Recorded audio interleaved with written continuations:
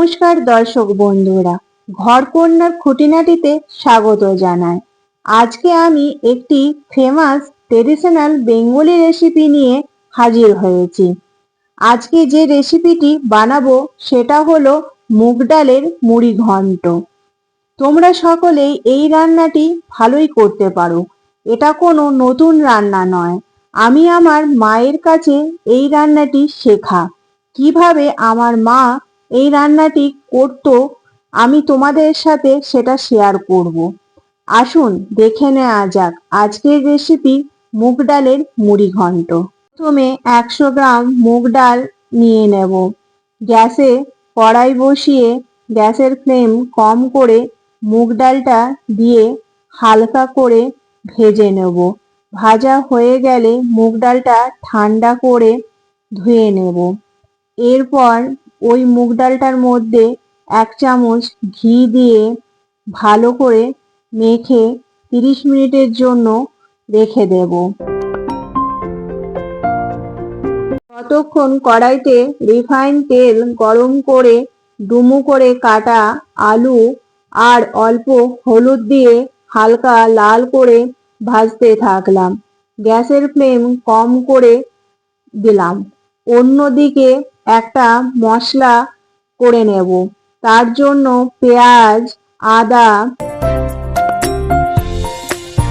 রসুন,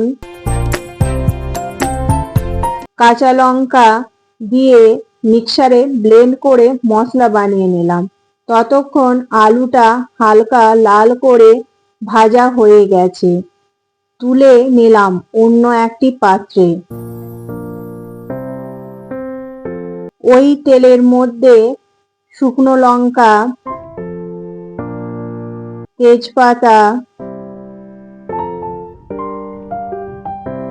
দারচিনি,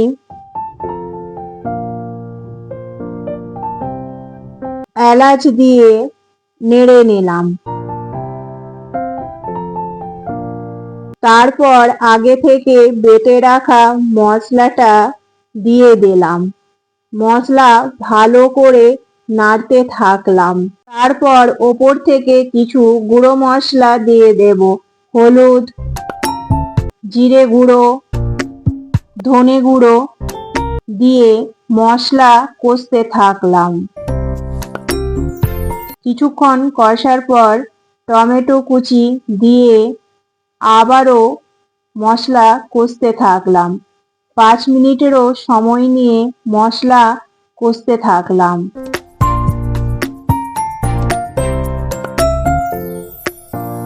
যখন মশলা থেকে তেল ছেড়ে গেল তখন আগে থেকে ভেজে রাখা আলুগুলো দিয়ে নেড়ে চেড়ে লবণ দিয়ে দিলাম।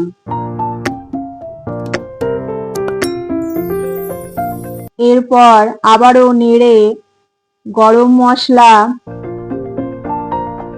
আর লাল লঙ্কা গুঁড়ো দিয়ে নেড়ে নিলাম।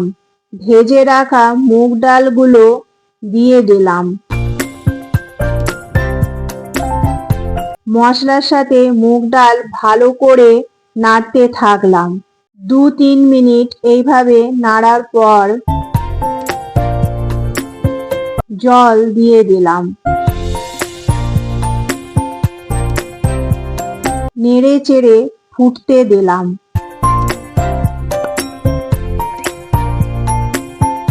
ফুটে উঠলে ঢাকা দিয়ে দিলাম। 5 মিনিট পর মুগ ডাল আর আলু সেদ্ধ হয়ে গেলে ঢাকা খুলে নেড়ে চেড়ে আগে থেকে ভেজে রাখা মাছের মাথা দিয়ে দিলাম।